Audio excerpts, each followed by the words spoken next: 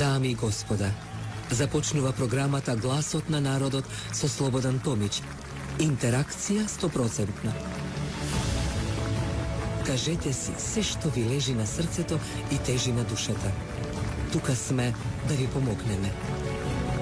Ексклузивни теми, соговорници кои нема да одбегнат со одговори на вашите прашања, коментари или критики. Постоиме за вас. Гласот на народот е клучот на демократијата. Гласот на народот со Слободан Томич во живо.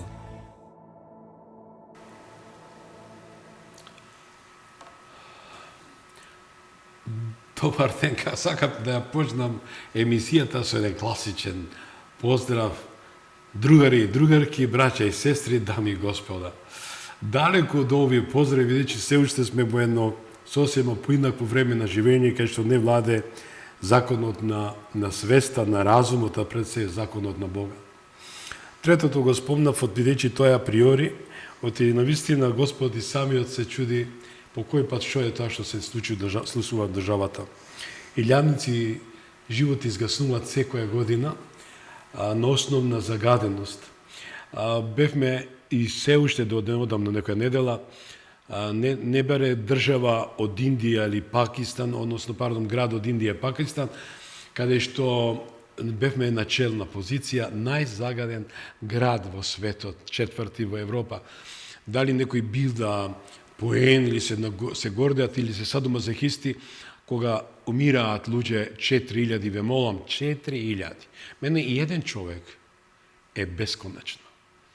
Внимавајте, години наназад, по 4000 тоа се илјадници македонци, породи државјанство, кои тука растеле, живееле и преку ноќ ги снемале. Контаминиран живот е работниот наслов, во интерес на времето, ќе го третирам со мојата почитувана соговорничка, пријателка, гостинка, Невена Георгиевска, екоактивист. Добро вечер и добро дојдете. Добро ве најдов. И фала за поканата. Мене ми е чест и многу ви благодарам.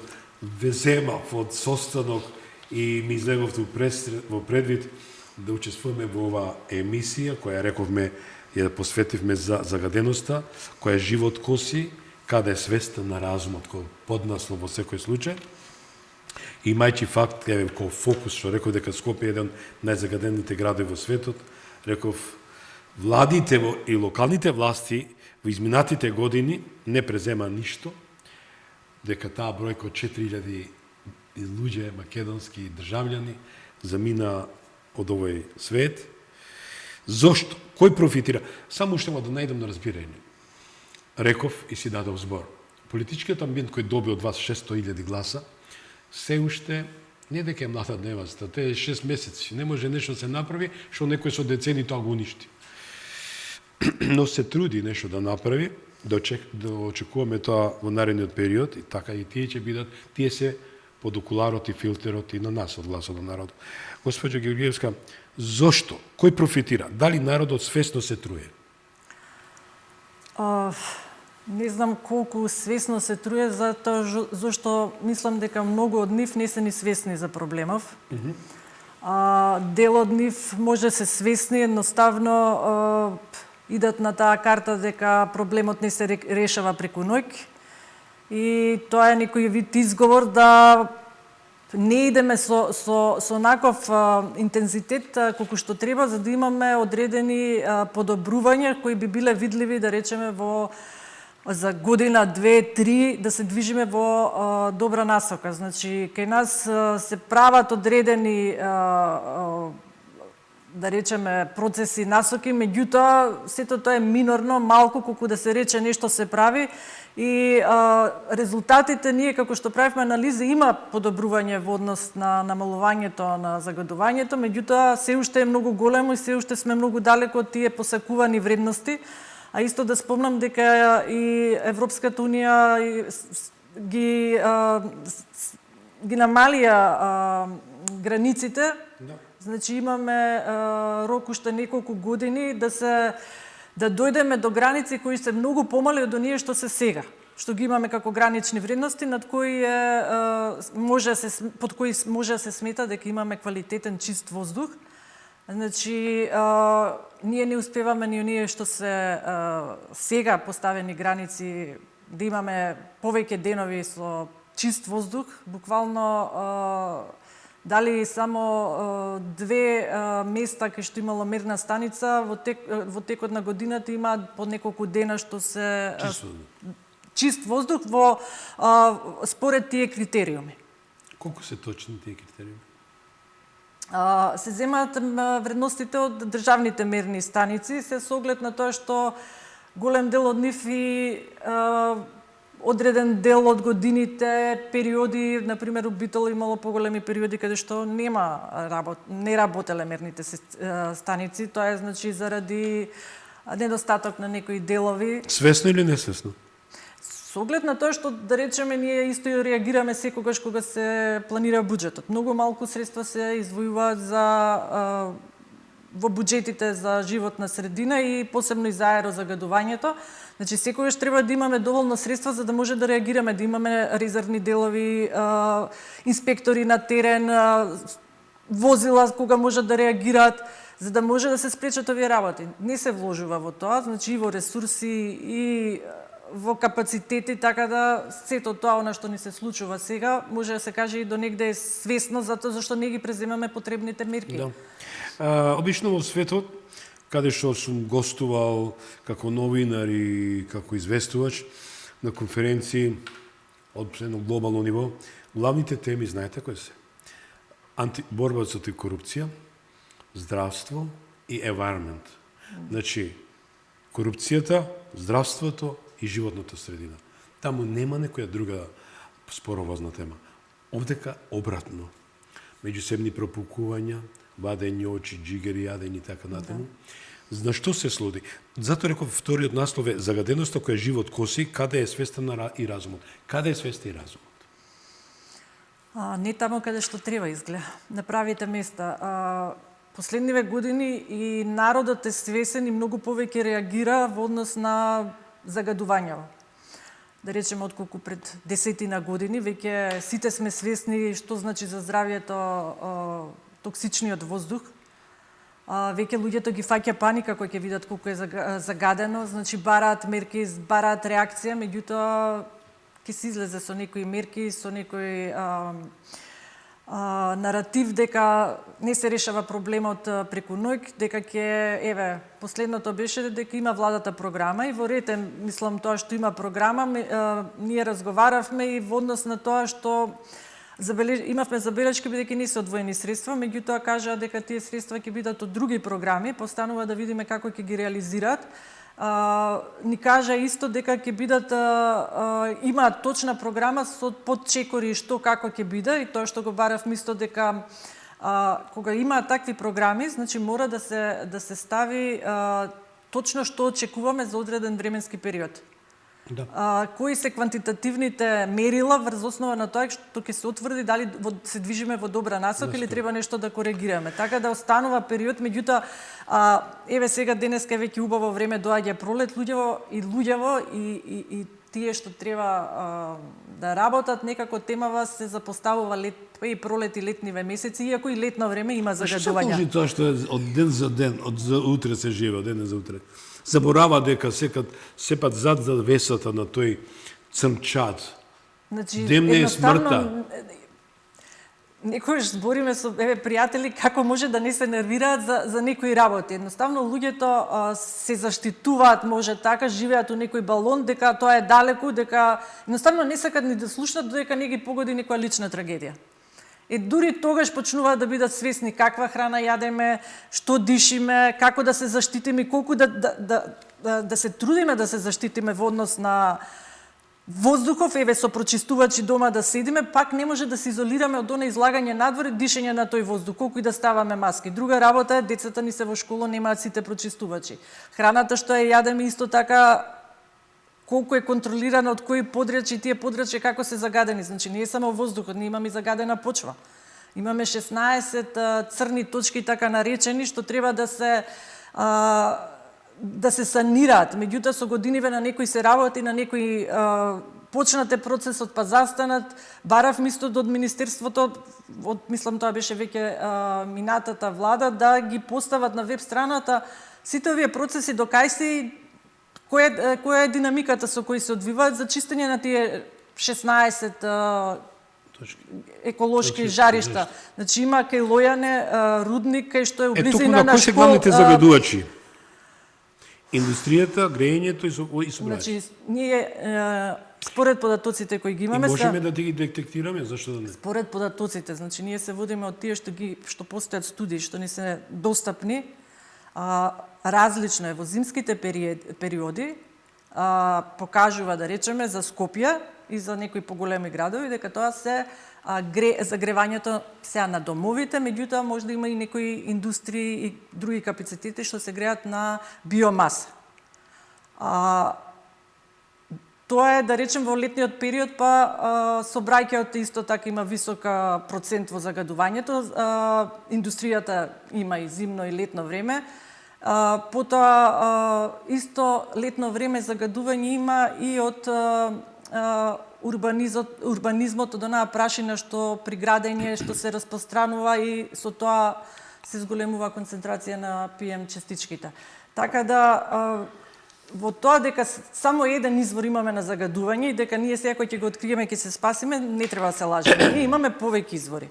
И без разлика кој повеќе или помалку загадува, ние треба паралелно да влијаеме на сите 3-4, затоа зашто и да го санираме едниот, и домаќинствата, сите да ги префрлиме, ние повторно ќе имаме загадување кое не е нема да биде толку високо можда, меѓутоа пак ќе биде на таа граница и тоа е пак опасно по живот. Исто така не спомнав, значи горењето на отпад на отворено исто така е голем проблем и постојано се случува. Значи поготово период кога е убаво времето, есен и пролет, го имаме тоа горење на стрништа што никако не може и на народов наш да му се докаже дека првенствено не е добро за животната средина, меѓутоа и за почвата која ја обработуваат, тие се научени дека така било од старо и не може да им се докаже дека со тоа уништуваат и работи што им се потребни за почвата после тоа да може да обработуваат. Има казни за тоа, меѓутоа Какви се тие казни? Тоа се некои минорни, символични. Зошто таа казна политика? Едно време и ги намалија казните. Да? Значи, едно време и ги намалија казните и се пофалија со тоа. Мислам, работата е што прво нема. Како се ги намалија? Значи, ги окуражија луѓето кои свесно ги уништуваат и природата и здравието? Значи, прво, немаме доволен капацитет, таму кај што имаат не знам, неагилност или не знам што е, не се излага на терен да се спречат овие појави. Таму кај што се излага имаме проблем што некогаш инспекторите се под физичка закана, не можат да реагираат ако не дојде полиција. А сите тие дејства што се случуваат се исто казниви со закон. Значи полицијата треба и без разлика на инспекторите на некои места да делува. Инспекторите треба да бидат на терен да ги проверуваат овие капацитети, значи што имаат дозволи, или уредби како ги викаат за додека не ја добијат таа дозвола, тоа се поголемите капацитети и овие помалите капацитети што имаат без дозволи треба да ги контролираат локалните власти, значи општините Значи се тоа поголемите стопански Да речеме кај нас Дрисле А категорија, со А се уште нема, мислам ни дека дозвола, се уште ги исполнува условите за да биде целосно подат дозвола.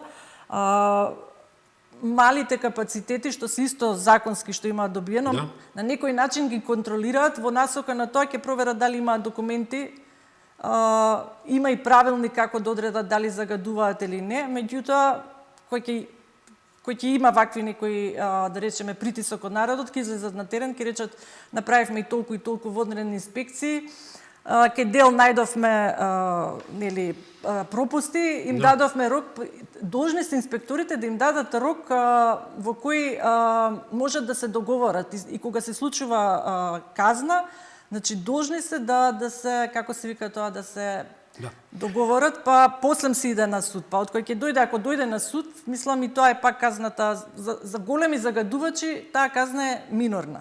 во однос на Символично. да. Штетите што Да. ќе се. Одимо во вториот сет на прашање, тоа е увозот на отпад и дали сме депонија на Европа. Македонија увезува сомнителен отпад кој се гори во индустријски капацитети. Што содржи во отпад? Што ме сомнителен, сигурно нешто што не е добро и што треба да се испита. Меѓутоа сите овие информации треба да се испитат од надлежните институции. Значи секогаш кога има вакви дојави, не треба да се занемаруваат, него треба стварно да се оди по насока на тоа како е внесено, што е внесено. Во главном, кога идат со дозволи за внесување, треба да се следи каде се отидени, да се провери таму каде што тој отпад би требало да се рециклира, да се обработи и да се види дали на вистина е според тие елаборати и дали на вистина загадува, да се измери. Меѓутоа, проблемот е што многу работи влегуваат у земјава што не се дефинирани како тоа што пишува. Имавме случај со цистерните каде што беа за гориво. На ръкав беше на овој Карпушевски и еве ништо не се случи. Дали има некој казнет или не, Хрватска ги откри, па имаше афера Што кај нас. стана со тоа со Ланден, што беше Додохис? Тоа еден дел се отстранува од таа малата, мислам дека скоро све што беше се отстрани, меѓутоа е страшно што имаме уште на 2 места едната е голема. Каде? Исто на Исто во Охрис, сега помалата е чиста и има кај Паленица, тоа местото кај црквата, таму исто на наша иницијатива беше да се испита. Тоа е горе Драчево. Да, таму кај што ги носеа и децата на екскурзии со време, излезе дека има многу повеќе него што мислеле дека има. Така да ќе треба и средства и процесот беше на чистење неколку години.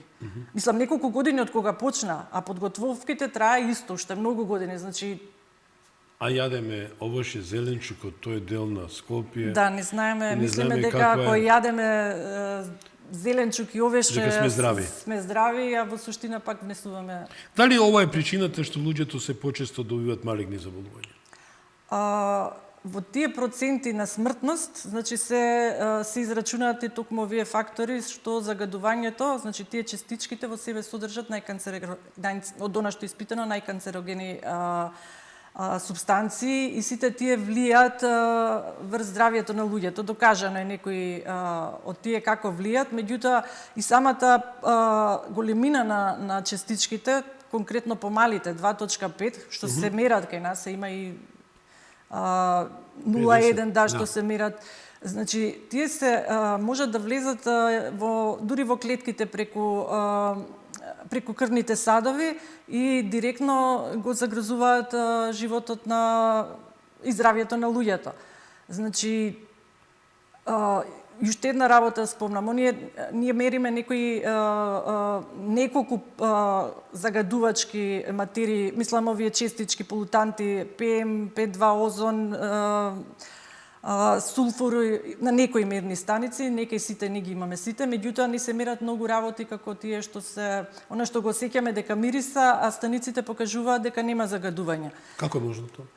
Тоа се на пример кога се испуштаат одредени гасови, може нивниот на тие честички и големината е помало од 2.5, меѓутоа таму има најтоксични субстанции, ги викаат фурани, диоксиди, сите оние што се многу канцерогени и влијаат во насока на тоа да се добиваат малигни заболувања. Реков бројката е застрашувачка, што јас верувам дека е поголема.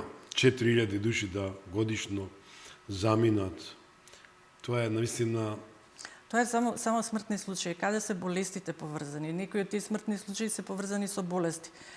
Меѓутоа, не исто има влијание и во предвремени пораѓања, во неплодност. Значи, многу малку се збори за проблемот, меѓутоа мислам дека и неплодноста или подолго време чекање на пород исто па има резултат. Колку што беше Велес со топилницата. Да, таму веќе има и раѓање со деформитети и такви. Мислам дека во последните години малку се збори за тоа дека имаме изголемување во оваа насока.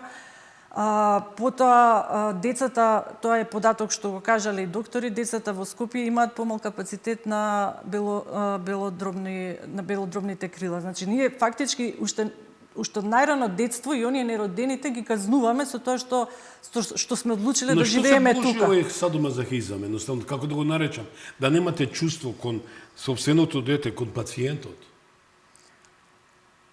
Не знам како да кажам. Од една страна викаме дека народот некако се освести, меѓутоа од друга страна сите го бараат виновникот у некој друг или сите треба да бидеме свесни. Значи секој да почне од себе, меѓутоа пример да дадат оние што сме ги избрале, тие треба да водат и да покажат како треба да се заштитиме и ние, меѓутоа да ги заштитат и оние што не се свесни или луѓе што едноставно се борат со социјални проблеми, не размислуваат дали каков е воздухот, да речеме. Ја би ги спомнала тука и оние најранливи категории што горат, обично се од ромска популација, што горат гуми надвор. Отворено. Да, и кога ќе ги фатиш им објаснуваш зошто го правиш ова, тетке за лепче. Ама викам ти, сваќаш ли дека колку пари ќе отидат и на твоите за лекови за вакви работи? Едноставно тие работи треба да... А зашто ги горат па за лепче?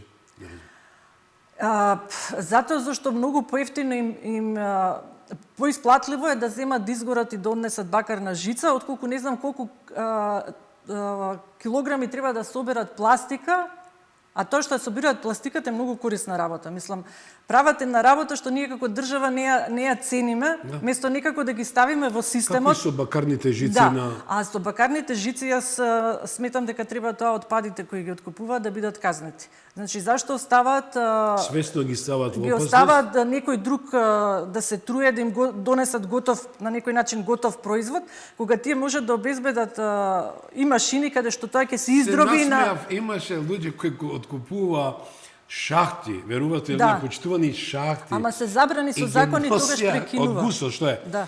И колку улици остана без шахти.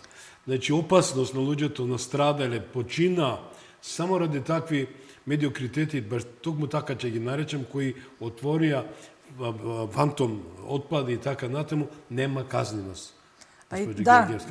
Нема првим детектирање на вистинските проблеми, и кога ќе се најдат, мислам некои кои ќе излезат, кои ќе ги откријат, после тие случаи се губат во лавиринтиве на нашево судство.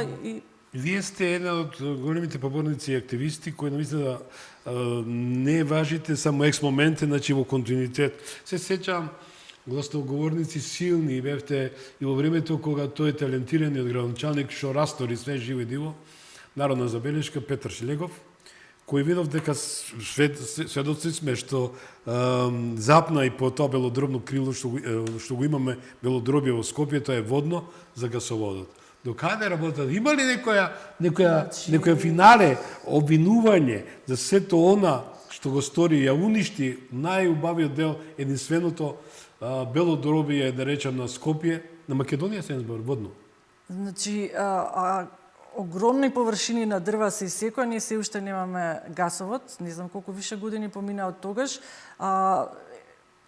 Ветија и дадоа пари за да се обнови тој шумски фонд, меѓутоа не знаеме каде отидоа, тие не се за наводно. Колку расте на еден бор, колку години треба? 40 години. Кога ќе пораснат тие да дојдат до таа ситуација? Меѓутоа, тогаш кога зборевме дека е потребно да се направи анализа колку е исплатлива таа траса, дека фактички од колку што имавме информација од 4 студии што викале дека треба да иде околу обиколницата по низиски терен, тие тврдеа дека на тој начин ќе треба да се плаќаат експроприации, ќе се одоговлечи процесот, а вака за 3 месеци ќе имаме гасовод. И никој не сноси одговорност зашто гасоводот не е донесен, зашто се направени тие пропусти. Можеа да направат уште една анализа, наместо на како викаат прво 5 пати крој па сечи, значи оние испосекоа шумата, гасовод немаме и никој не одговара за тоа. Засета некој баш. И сега имаме да ви кажам горе на водно, значи страшно е кога ќе се оди, беше убава планинарска патека, јас тоа не можам да го гледам. Значи кога ќе отидам горе требаше 25 метри да биде. Значи имате автопат еден огромен, каде што се возат и коли некогаш од Сопиште доаѓаат, направија буквално ја изораа планината, ја уништија, ни секоја дрва. Најголемо казниво дело, и никој не одговара, ама еве не го донесоа гасоводот. Дали некој ќе одговара за тоа? Никој. Еве, јас сакам да... А пари се потрошени. Да, господинот Меджити, јас верувам дека сте во тој ресорен министерски корпус. Еве, ова се допрени гласови, ова се информации, ова се суштински работи кои морате и требате да бидете вие поагилни како министер за екологија, бидејќи господин Мицковски не може каде што побрзо тоа да го постигне. Еве, денеска е во Унгарија, оствари средба, веднаш злите јазици, веднаш осудуваат. Овдека е малце парадоксално се ова што се случува во нашата држава. Значи, имаме политика од денес за утре, немаме казнивост и немаме многу работи во тоа министерство. Значи, тоа што зборевме пред емисијата, сите оние дозволи за обработка минерали, сите тие се добиваат со дозвола на Министерство за животна средина. Конкретно и во урбанизмов, ова све што ни се случува, Министерството цело време има една проформа, се вика, ја направија проформа, значи стратегиска оценка за влијание врз животната средина, кога се прави еден урбанистички план, треба да се види како ќе влие врз животната средина. И секогаш општините викаат, ние не мора да го правиме тоа, го има ГУПот, и носат одлука до Министерството и некој Министерството тоа го подпишува дека така е. Има и презиме тој што Има и презиме, значи све ова што ни се случува во Скопје и секогаш има име и презиме и подпис одредена личност на одредена функција која е платена од народни пари. И се уништува тоа што е народно. И секогаш кога треба да се докажува да се докажуваат работите, се префрла надлежноста, меѓутоа ако се иде по тоа кои се документации, дали тие документи биле добиени како што треба или не, има одговорни луѓе. И што е најстрашно, обично не се случува тоа, или ако се најде одговорност кај некого, може некој што бил и не под присила, него од страв за работно место да подпише нешто што не би требало. Има ли шанса да стави крај на тоа? Да, се одговорни луѓе. Значи, со стратегија, ние немаме се, тоа го, исто и млади правници го нотираат, дека ние немаме се уште актуелна национална стратегија, изминати им се роковите, за справување и со аерозагадувањето и со загадувањето. Ние како народ треба да имаме, да го ставиме на таква стратешка програма, значи во која насока ние ќе се движиме. И ако сакаме, мислам, ако сме вистински патриоти и си ја сакаме државата, ние треба да си го заштитиме населението во таа држава. Рекоме дека сепак системот, поради лошиот систем, бегат луѓето, напушта државата, имаме неквалификуван, недозреан кадар во сите сегменти и порови на животот, вклучувајќи го во здравствениот корпус, каде што умираат каждодневно луѓе поради канцерогените частички, и тоа, рековме, таа бројка е само символика, фактор 2, фактор 3 секој ќе кажам, тоа е само бројка која е ставена проформа, се согласувате со мен.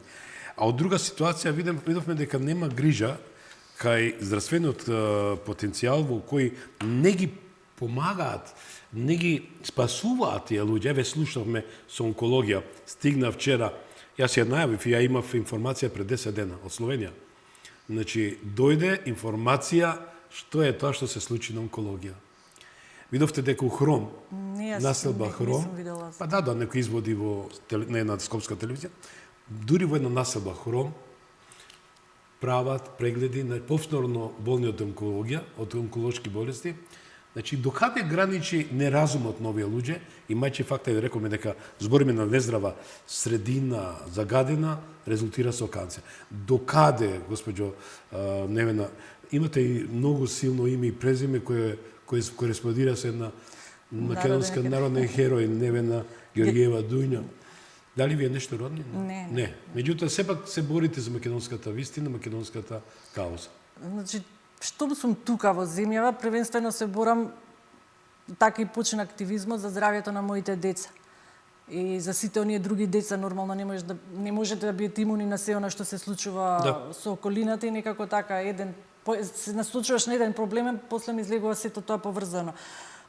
Тоа што го кажавте за не би се сложила дека здравствените работници, значи не само кај здравствените работници, на сите места во институциите ние имаме луѓе кои се дојдени таму по некој не ради квалитет, него по некои други Кажете отворно, партиски заслуги. дали партиски, дали со корупција, дали не знам на кој начин. Дури љубавни триаголни. Да, и такви има за жал. И дури овие што се професионалци што работат, треба да работат и за нив и да ги покриваат и нивните грешки. И на луѓето, на оние што се добри, некогаш им доаѓа и преку глава, па си одат во таму каде што се ценет или надвор од државата или во приватни установи и останува кој има пари ќе се лечи и ќе бара начин како Дали тоа подобро не да може да се разволиш, да бегаш од Македонија во секој случај, отколку да останеш во Има и раците? кај нас, мислам, морам да кажам дека има и кај нас стручни лица. Меѓутоа не се на вистинско место. Има и на вистинско место, меѓутоа еве што се случи по аферата на онкологија. Сега еден доктор мислам дека не работи више, еден отиде, зборам за еден сектор, отиде од клиниката и сега ако 5 доктори се справувале со 1000 пациенти, сега тројца се. И сега немаат ни они време да ти посветат внимание и за болеста и за да можат да направат убав преглед. Јас искрено ќе ви кажам, јас го посетувам тој институт и јас сум задоволен од мојот доктор. Но ви благодарам, спомнавте за децата и здравјето. И јас ќе го кажам, веруете ми. Сите овие години се грижам за вашето здравје, за вашите деца. И тие деца што се убиени 2001 и на Вејце. Да, бев сведок, дури кај Карло Дел Понте бев. Да се карам со Карло Дел Понте за Вејце што се случи и бе масакриран. Имате разбирање кон мене. Зошто ми го масакрира мојот син?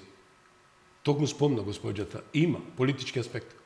Најмалку се даде грижа за пациент кој не беше болен. Пациент кој најмалку бил одговорен и заслужил да биде ставен на распече и да страда. Мојот син Ѓорги, значи на 27-28 јануари беше ставен во канџите на злосторниците кои сакале мене да ме уништат, убивајќи го мојот син. Едноставно ќе ви кажам. Значи, мојот син беше ставен, предозиран со терапија која не соодветствува. Мојот син Ѓорги до 7 часот, прво дента го несоа на компјутерска томографија, без ние да знаеме кои родители, на хирургија. Па околу 18 часот ми се јавува докторка Марија Попова, вели дајте ми, најдите ми некој толкувач на радиолошкиот наод. Возбуден сум и во солзи ги кријаме и ги зборам ова. Како можете, викам, Господјо, ова ја да обарате од мене и каде мојот син? Успев најдов, господинот Врчаковски ми ја врчита, мозокот му беше на Ѓорги, се окей. Значи, тоа беше 19 часот. Дали тоа не им одговараше што Ѓорги беше со здрав мозок, немаше крварење? Му ја дадоа терапијата, почи се јави доктор од друга болница, кај што Ѓорги беше директор на маркетинг, и почна Ѓорги да ми плаче во 19:40. Тато се ме боли, грб, нозе се тресам. А беше се окей. 21, последен разговор со својата сопруга. Меѓутоа предозиран со терапија која не соодветствува и го држи доти известна Невена Ридева, која била вработена од Венко Филипче 2018. Замислите, ниту професор, ниту доцент, а не се јавува ни професор доктор Соња Ставрич, за која имаше ургенција дека треба за овој пациент да се грижи. Ја ги сакам, ги почитам сите пациенти. Нас не пуштиле. Нам не ни одобриле да бидеме со пациентот, кој никош не бил во болница. Конечно, известна Невена Ридева, Невенка Ридева од Ковадарци, доаѓа синот мој со сатурацијот 65. Замислите, отворите Google, што е 65, откажуваат белите дробови, откажува сите органи и веќе мозокот почна да крвари. Од 10:30 Ѓорги се губи, нема трага од него, се јава во еден на светот неговата сопруга, дојдете да се простите од мажот. Ви се молам, лекар, која се заколна на Хипократовата заклетва. И ние одиме околу 1:15-20, ја го викна специјално господинот Јордан, па татко беше Јордан, Сашко Јовев. Не знае ли дека ќе дедам со професор доктор? Пред мои очи и вели, зашто не си го интубирала? Па што ќе го интубирам и така ќе умре? Невена ридела пред мои очи. 65 сатурација. Тоа се случува во 2 сатот после подноќ. Значи не го транспортира мојот син и дојде до крварење на мозокот, на хематологија. Прашувам каде е Сонја Ставрич, каде е Марија Попова, кои беа доктори. Значи таа вечер само таа господица или господја, не знам, пријателка на Венко Филипче, била дежурна. Ниту е доктор, ниту е доцент. Со 35 фрагилни пациенти и една млада болничарка. Мораше синот да го носиме јас и Сашо Јоев како партизаните на Неретва со носила до долу, па импровизирани носили на клинички центар ургентен. И конечно, истата докторка, на мојата сопруга, мајката на Ѓорги, вели, што викате? Зар не очекувате кога ќе ви умре вашиот син? Ви се молам, луѓе, оваа изјава давам лично, апропо што господјата и блогером потигнам колку се грижат за пациентите. Барам одговорност, почитувани. Барам одговорност, министре, од вас, да ова изјава што јас ви ја дадов 2 пати, да ја спроведете. Комисијата да не спие. Ова е втор случај како починува пациент. Едниот беше на 19 август, исто така не беше транспортиран до Карел и почина господјата. Вториот случај, мојот син, кој беше здрав, не може за 2 дена, мојот син немаше никаква диагноза. Ве молам, институции на системот, ве молам обвинителство, влезете, испитајте го случај, вака не оставам. Ве молам да најдам на разбирање. Ова е класично убиство. Простете, јас се извинувам, потикнат бев и мораше да го кажам. Дали ние можеме вака да функционираме? Загадуваме почва, загадуваме воздух. Умират по 4000 годишно. Каде води се тоа? Значи, треба системот да профункционира. Кога? Еве да, Одмах.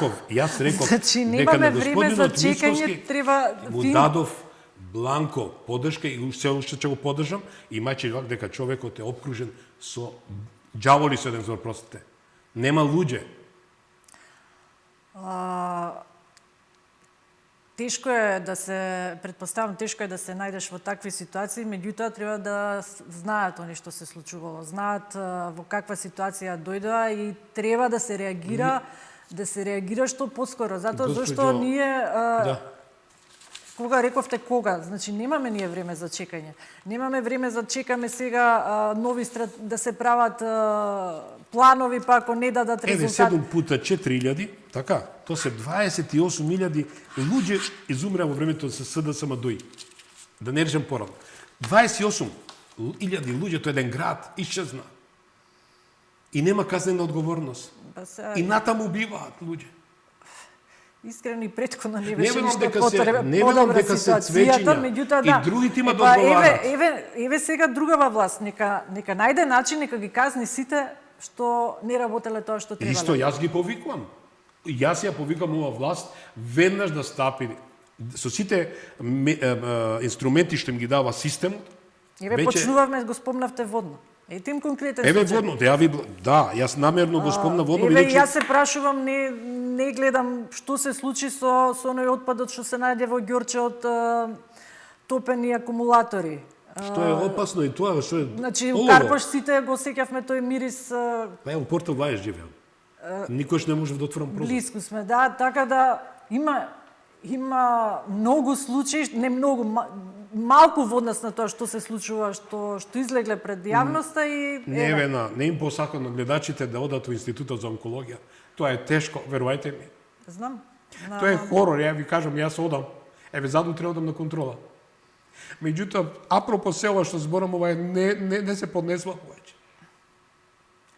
И таму и онкологија, и детските клиники пулмологија, и јас сум била и во Козле, и на пулмологија исто. Зимските зошто не убиваат младоста, младината и луѓето, зошто не ги убиваат? За некоја алчност. Со оглед дека наистина влагаме во финалето од 5 минути имаме да заокружиме вечерашната тема, рековме дека сме ексклузивна држава која увезува. Имаме дојава на информација дека од Косово се внесува некој сомнителен отпад. И тоа години назад. И тука дајте ми само еден одговор, И дајте ми одговор за тие минерали што ги копаат, цели планини и рушат. И се една политичка партија, дали е Курто или Мурто, се на иста провиднијанција, ги зимат на 50 години концесија. Ваши се минутите, помелете. Значи, мене ми е жално кога ќе видам, поготово Западна Македонија, што се случува со одредени цели ридови што беа под шума, сега исчезнуваат. Шумите ни се сечат, исто никој не е одговорен. Ни си изгоря огромен број на шуми, исто знаеме што е проблемот, дека тие се откупуваат по ефтини пари, не се носи никој закон да се спречи со тоа. Значи, што треба да направат? Треба таму каде што е проблемот, веднаш да се реагира. А ако палењето на шумите поради продажба, тогаш треба да се забрани користење на такво дрво. Значи, за секој проблем има решение. Меѓутоа, ако тие што се на власт или не на власт или не во институциите одговорни, не го знаат проблемот, имаме ние сепак стручни луѓе. Дали се во држава или надвор, треба да се направи како да кажам, најпаметните, најспособните, знаењето да го искористат за доброто на сите. Ти благодарам многу што беше мој соговорник. Благодарам и на вас. Наистина тешко време, но еве, упативме доста пораки. Еве, начнавме една многу интересна тема, тоа беше зошто не се грижат за пациентите, зошто ги умираат. И е водно, не сме да се заборави нашето белодробје, некој го уништи сега, мирно си спие. Да сте ми живи и здрави, тоа е гласот на народот, тоа е гласот на вистината. Господ нека ве благослови, простете уште еднаш како ви сгреши, ја ви барав прошка, но посебно беше моите емоции за мојот син кој наистина насилно почина. Бите живи и здрави, се гледаме у петок во магазинот. Добра ноќ.